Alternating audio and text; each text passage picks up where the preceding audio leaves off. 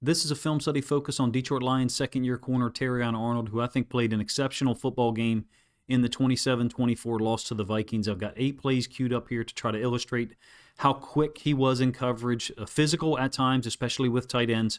I feel like he's altering his approach sometimes depending on who the receiver is, and I mean that in an intelligent and complimentary way. He seems to be less handsy to me at the line of scrimmage. In other words, he's going for less aggressive initial contact attempts on the receiver and not putting himself out of position or almost off balance, if you will. We'll get right to the film. I think I've got 8 plays queued up, 7 of which are pass plays.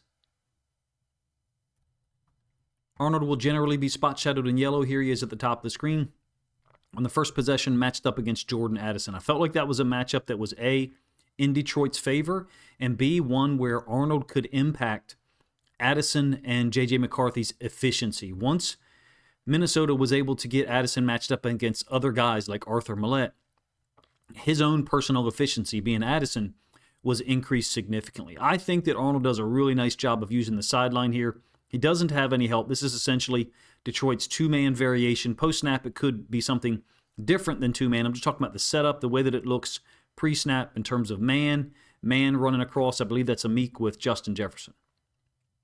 Off the snap, you can see that both safeties have oriented themselves either to A, underneath routes, or B, looking at the quarterback. In this case, the quarterback is going up top, so it's an absolute one-on-one. I think it's a really nice job of Arnold, A, showing you his physical attributes, the speed, the ability to stay with Addison, who's a high-quality receiver, regardless of what we may think about his off-the-field stuff. He's a talented guy, and in my opinion, Arnold has squeezed him just enough. Maybe we'd like to see him squeeze the sideline a little bit more, but less physical contact in the case of Terrion Arnold at times might be a good thing. He doesn't need to be turned up or told to play aggressive. At 22 years old, 21 last year as a rookie, very aggressive, tough, competitive, quick on his feet. Right now, in my opinion, he looks even quicker than we saw last year. Same play from the end zone angle.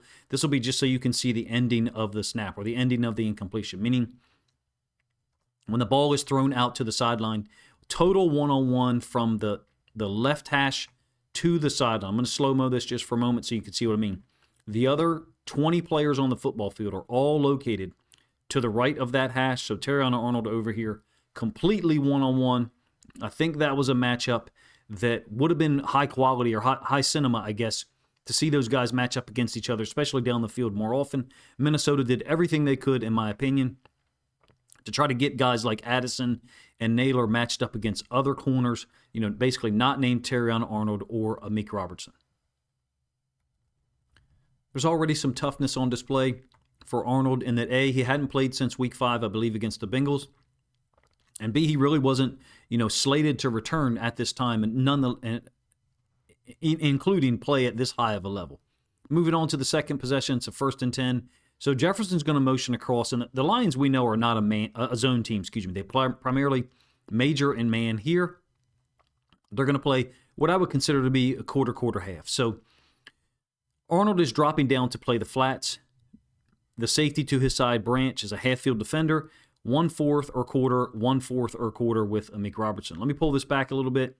It's a high-low concept with Jefferson running out into the flats, just trying to use his gravity to hold a flat defender, and in this case, it kind of works. Now, the concept is essentially a flood or high-low over here. So you've got the tight end running the intermediate out, the receiver, essentially a clear out, trying to hold Brian Branch.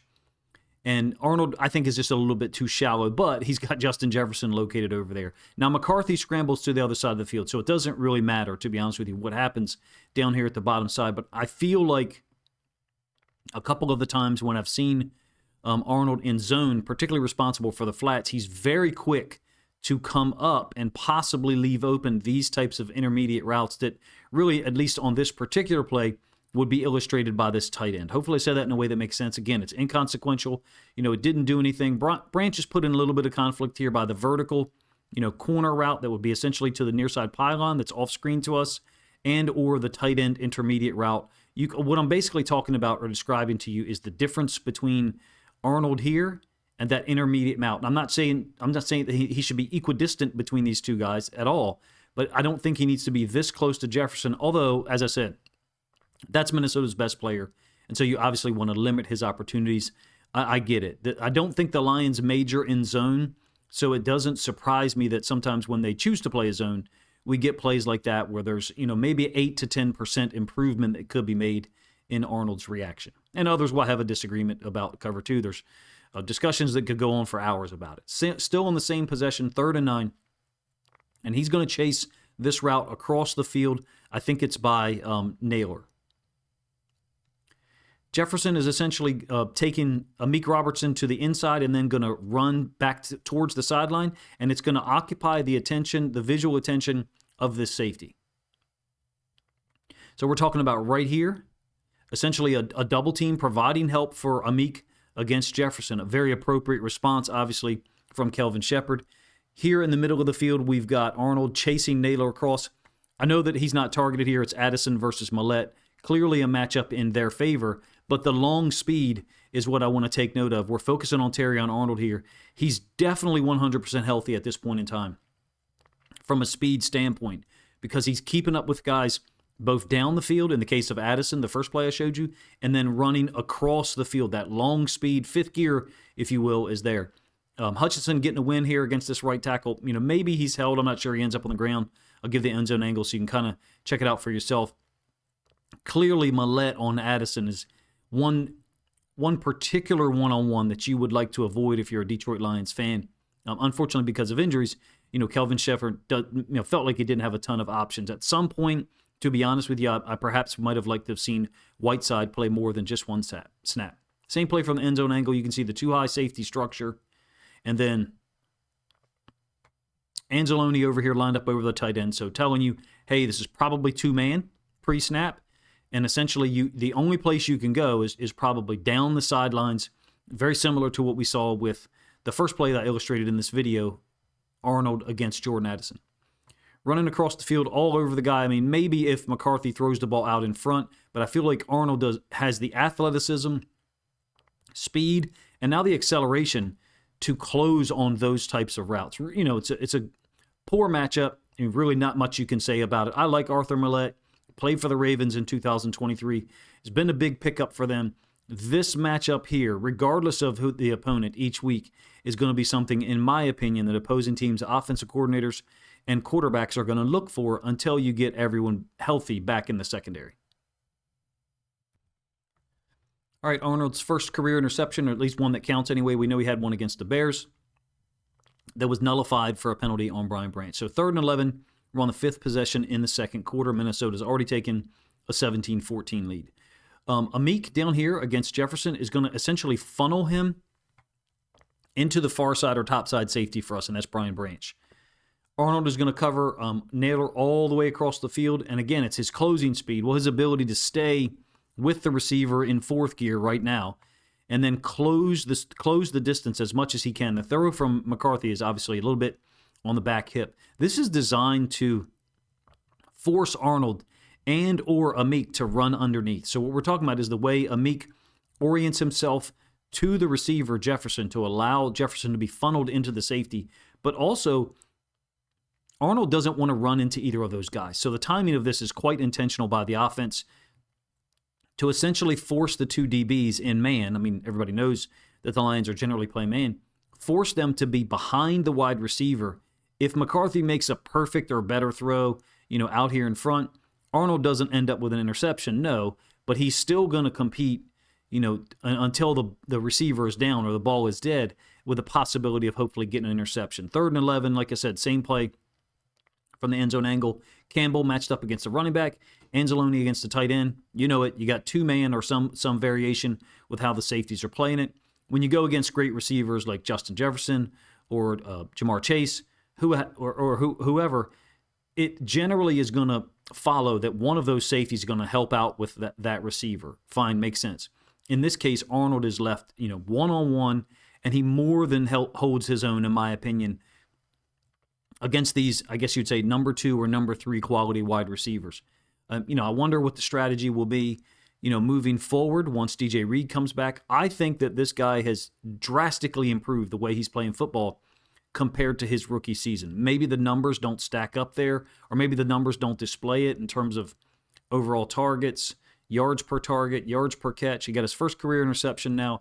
In my opinion, this type of coverage, running all the way across the field with Naylor, is representative of what we're seeing from Terrion Arnold in his second season.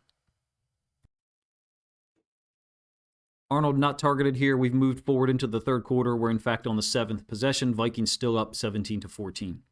Jack Campbell will be in secondary contain here from a mug look. He'll drop out and then go after J.J. McCarthy to essentially pressure him and help influence the incomplete pass.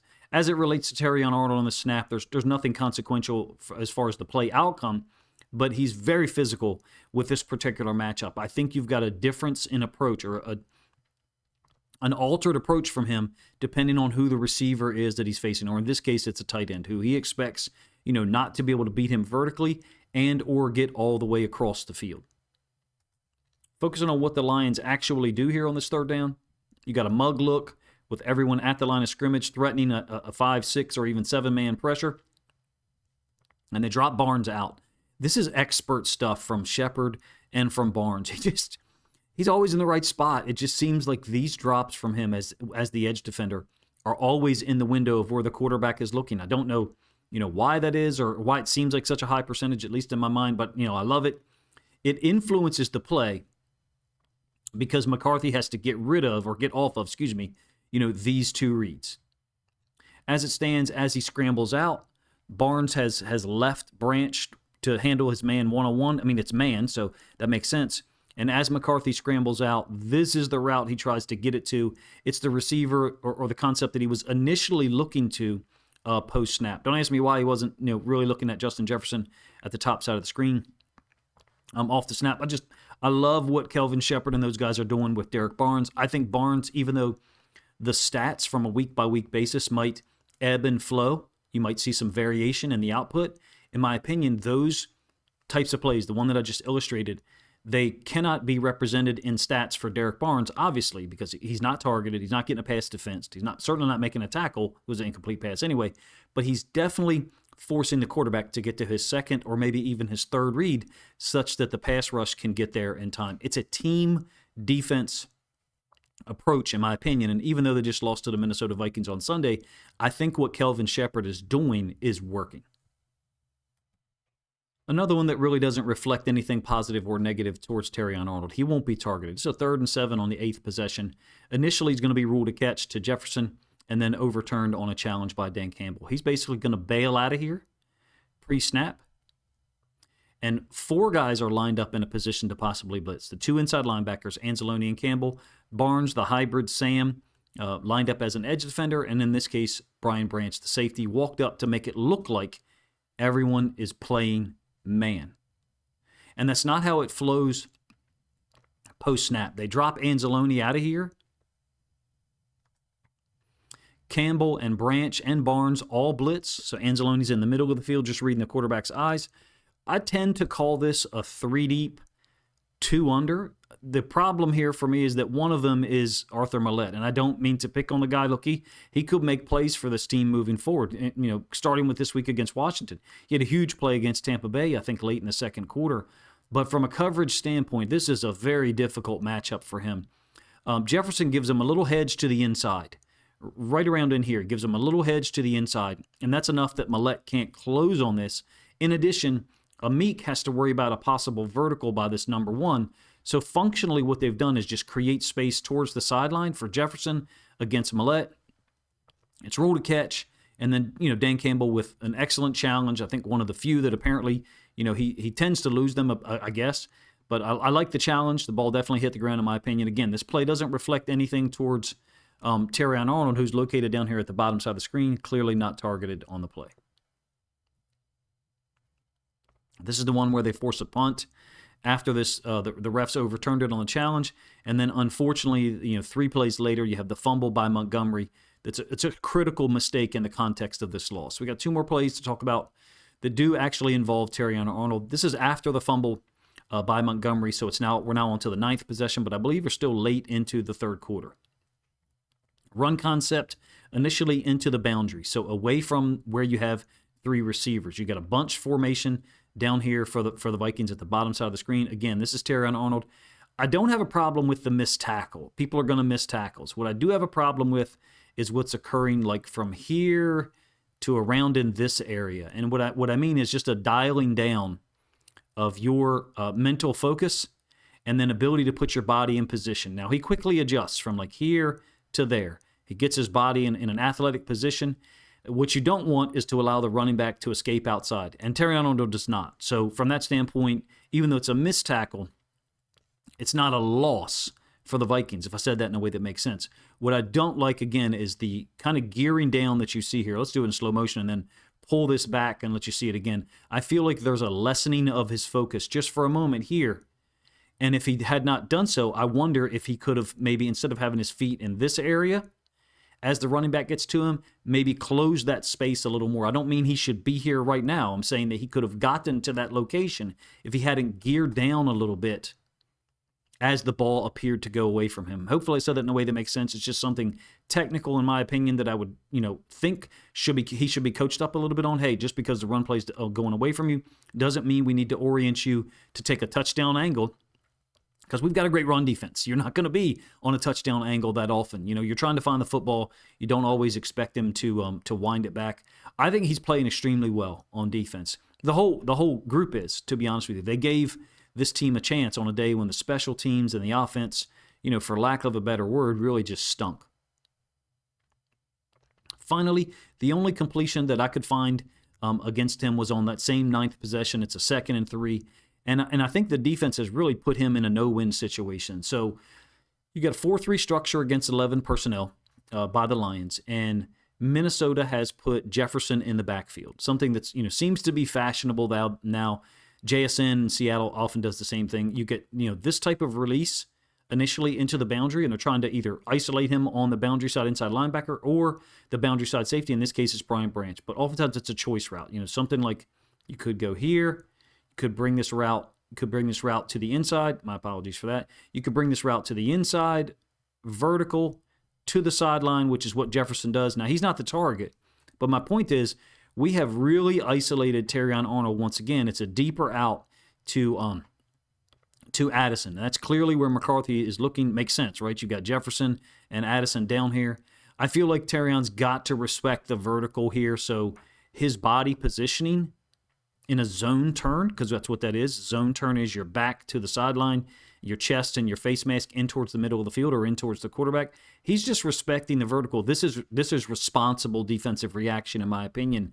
It would be very difficult for him to baseball turn out of here, get to the sideline such that he could challenge us. This is an NFL-level quarterback. Those guys are going to make that throw generally. In my opinion, this is a situation where Terrion Arnold, I'm not saying it's a poor call by Kelvin Shepherd, but you're trying not to give up a home run. You're trying not to give up a triple or even a double. You just have to, at times, be content with giving up a single, and I would categorize this as such. McCarthy scrambles in 3 plays later on a 3rd down where Alex Anzalone, kind of takes a poor angle. I think I've covered that enough in a couple of videos. Overall, I thought Terrion Arnold, to focus on him, thought he played a really exceptional football game. Very fast, quick in coverage, great reactions, consistent with, in my opinion, his playing to his athletic ability. At 22 years old, 2nd year, a lot of experience in press man.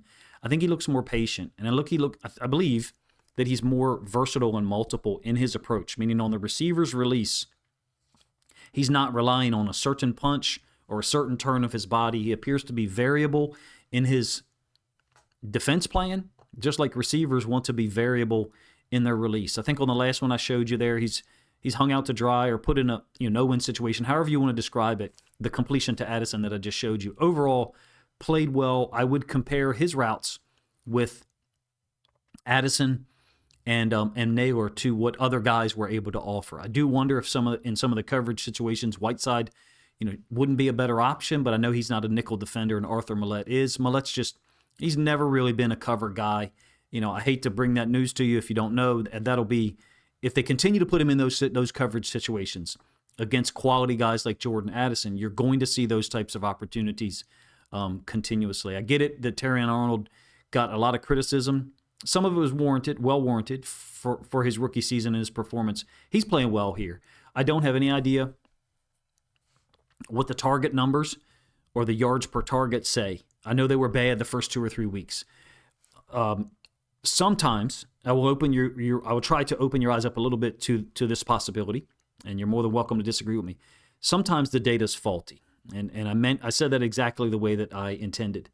Every pass isn't a target against a certain defensive player, meaning it could be zone, and the pass rush just doesn't get to the quarterback at all, right? And let's say the quarterback's got 6 seconds. At some point, the ball's going to be thrown into a zone and no one's there. If it's trips and you've only got 2 guys covering underneath, well, just do the math. It's 2 to cover 3.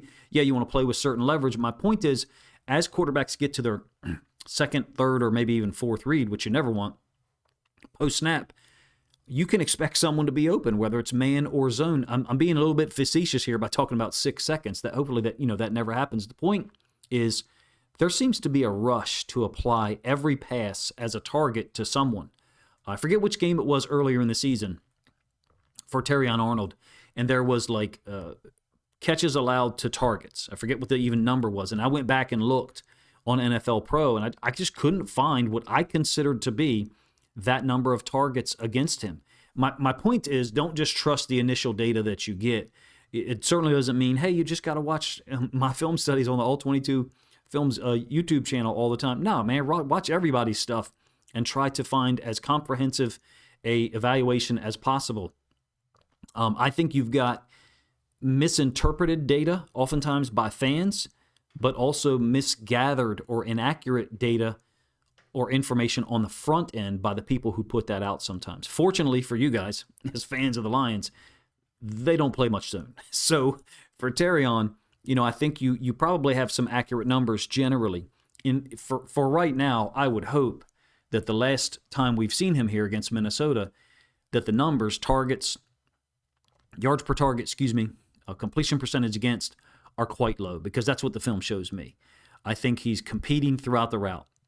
At the snap, 1.5 to 1.8 seconds into the route, and then whenever he's got to generate his long speed, whenever he's got to go from third to fourth to fifth gear, or in those moments when he recognizes, I got to skip fourth and go from third to fifth, he's got the speed to do that. The athleticism, I think, is there. He no longer appears to be getting off balance in the opening engagement right off the snap when he's playing press man. And I just feel like that allows his athleticism to shine and be put on display the longer that the play takes. He's a good player, in my opinion, and I think he's playing very well. I think that his trajectory looks really good to me. You're more than welcome to have a different opinion. Just because his first interception occurred last week doesn't mean that we should just apply wholesale evaluations. Hey, he played great. Maybe there's some bad reps in there. Maybe I missed some of them. I try to give you as many as possible in an attempt to be concise. Increasingly, my videos go plus 20 minutes, and my goal was always 18. In any case, I hope you guys enjoyed the video. If you did, please let me know in the comment section, number 1.